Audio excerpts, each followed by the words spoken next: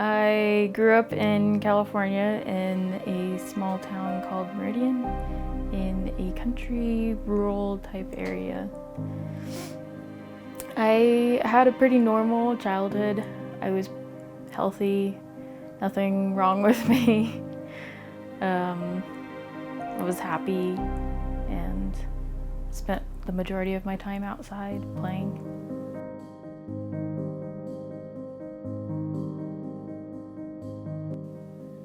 I remember being awake but really, really confused and not really understanding my surroundings.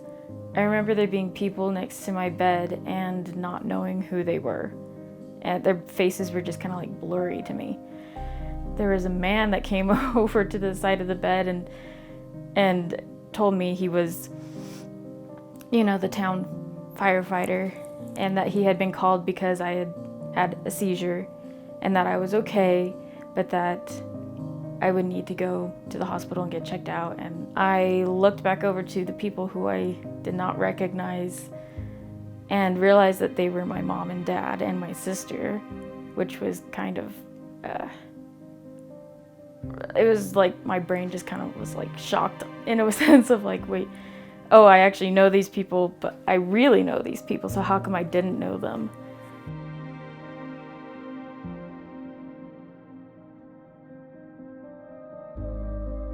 She looked up at me and kind of recoiled in fear. She was so scared because she didn't recognize me. She didn't know who I was.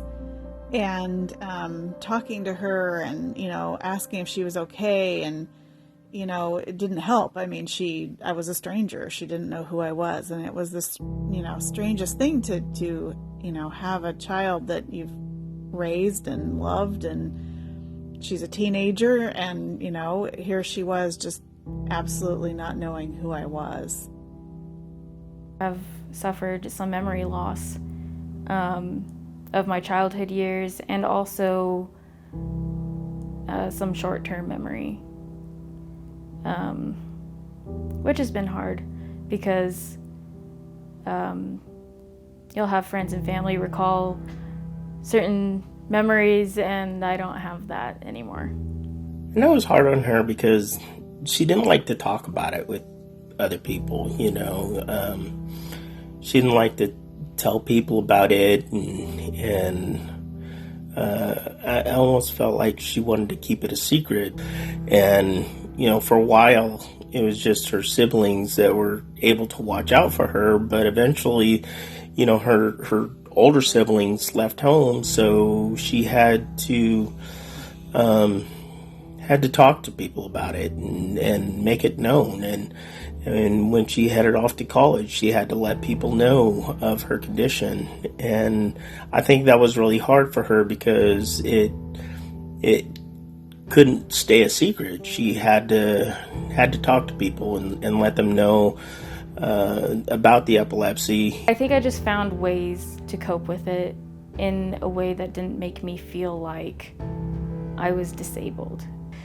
I didn't want people to see me as incapable, and I didn't want to see myself as that either.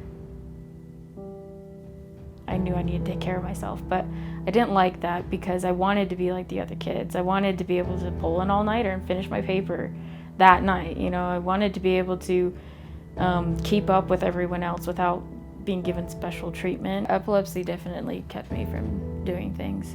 I wasn't comfortable ever really being alone.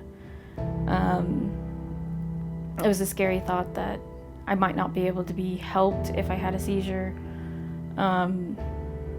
or that nobody would know. I would always think about things ahead of time, constantly. I think it probably gave me a lot of anxiety, to be honest, but I would always want to think ahead of my day. I got married and was thinking about having a family because there's a lot of struggles that can come with pregnancy and epilepsy and a lot of scary situations. I did go on a different medication that I was severely allergic to, and gave me a rash all over my face. They said that had I kept taking it, the rash would have spread and essentially would have ate my flesh. I was then put on a different medication after that, and I stayed on that one for a year, regrettably. And that one gave me severe depression, and was probably the worst year of my adult life. A lot of people that I know from epilepsy groups online have said that they have to take medication for the side effects of their epilepsy medication, which is a lot.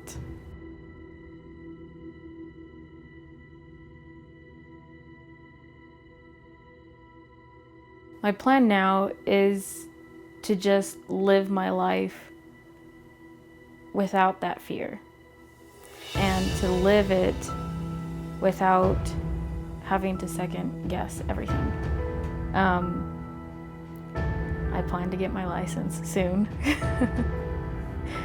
And I'm able to, take baths on my own without anyone needing to be home. I'm okay being alone.